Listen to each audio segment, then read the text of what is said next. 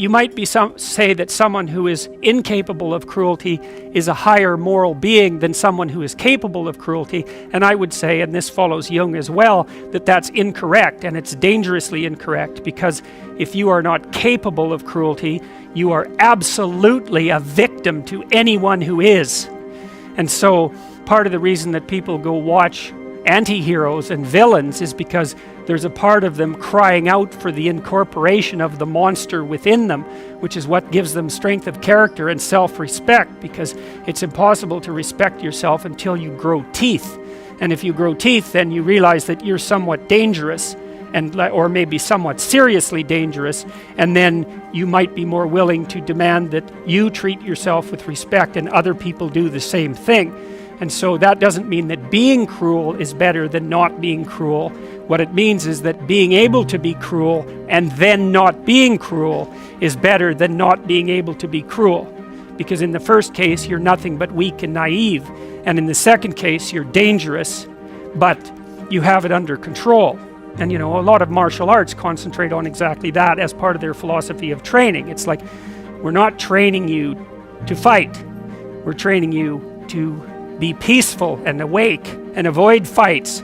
But if you happen to have to get in one, and I guess the philosophy also is that if you're competent at fighting, that actually decreases the probability that you're going to have to fight, because when someone pushes you, you'll be able to respond with confidence, and with any luck, and this is certainly the case with bullies, with any luck, a reasonable show of confidence, which is very much equivalent to a show of dominance, is going to be enough to make the bully back off.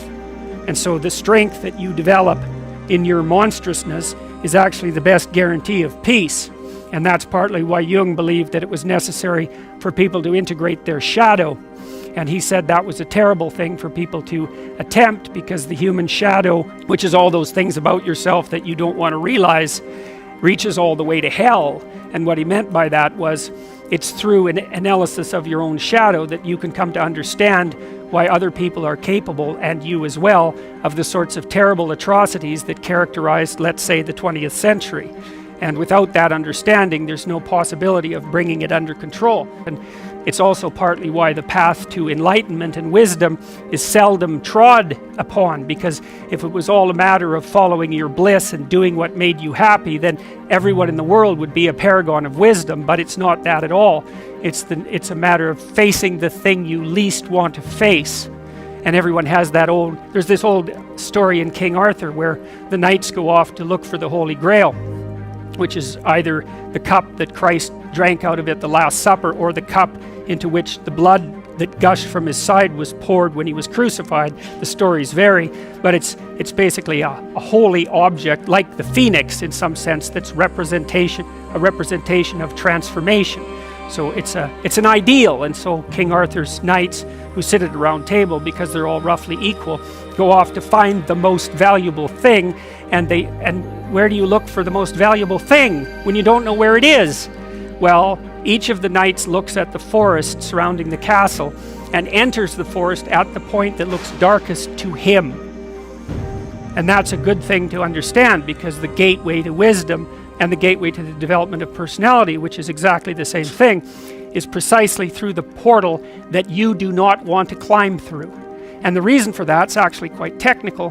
This is a Jungian presupposition too, is that, well, there's a bunch of things about you that are underdeveloped, and a lot of those things are because there's things you've avoided looking at because you don't want to look at them, and there's parts of you you've avoided developing because it's hard for you to develop those parts. And so it's by virtual necessity that what you need is where you don't want to look, because that's where you've kept it.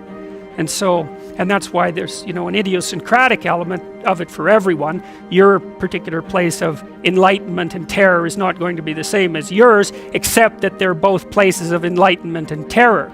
So they're equivalent at one level of analysis and different at another. So anyways, back to fiction and what it does. It distills truth, and it produces characters that are composites. And the more they become composites, the more they approximate a mythological character. And so they become more and more universally true and more approximating religious deities. But the problem with that is they become more and more distant from individual experience. And so with literature, there's this very tight line where you need to make the character more than merely human, but not so much of a god that, you know, one of the things that happened to Superman in the 1980s, Superman started out, he's got a heavenly set of parents, by the way, and an earthly set of parents, and he's an orphan like Harry Potter. Very common theme is that when Superman first emerged, he could only jump over buildings, you know, and maybe he could stop a locomotive, but by the time the 1980s rolled around, like, he could juggle planets and, you know, swallow hydrogen bombs, and, you know, he could do anything. Well, people stopped buying the Superman comics because how interesting is that? It's like something horrible happens and Superman deals with it. And something else horrible happens and Superman deals with it. And it's like, that's dull. He turned into such an archetype. He was basically the omniscient, omnipresent, omnipotent God. And that's no fun. It's like God wins, and then God wins again, and then again God wins, and, you know. So then they had to weaken him in different ways with kryptonite, you know. So green kryptonite kind of made him sick, and red kryptonite, I think, kind of mutated him, if I remember correctly. And anyways, they had to introduce flaws into his character so that there could be some damn plot. And that's something to think about, you know. There's a deep existential lesson in that your being is limited and flawed and fragile. You're like the genie, which is genius in the little tiny lamp, you know, this immense potential, but constrained in this tiny little living space, as Robin Williams said when he played the genie in Aladdin.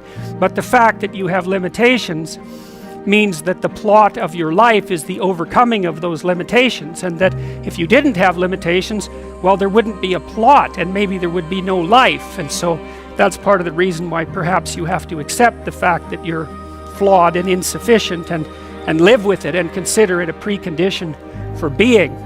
It's at least a reasonable idea. So anyways, it always has two elements. I mean, there's the good tyrant or the bad tyrant and the good king, and those are archetypal figures, and that's because they're always true, and they're always true simultaneously, you know, which is partly why I object to the notion of the patriarchy, because it's the apprehension of a mythological trope, which is that of the evil tyrant, without any appreciation for the fact that the archetype actually has two parts, and the other part is the wise king. And, you know, you can tell an evil tyrant story about culture, no problem, but it's one-sided, and that's very dangerous, because you don't want to forget all the good things that you have while you're criticizing all the ways that things are in error. That's a lack of gratitude, and it's a lack of wisdom, and it's founded in resentment, and it's very dangerous, both personally and socially.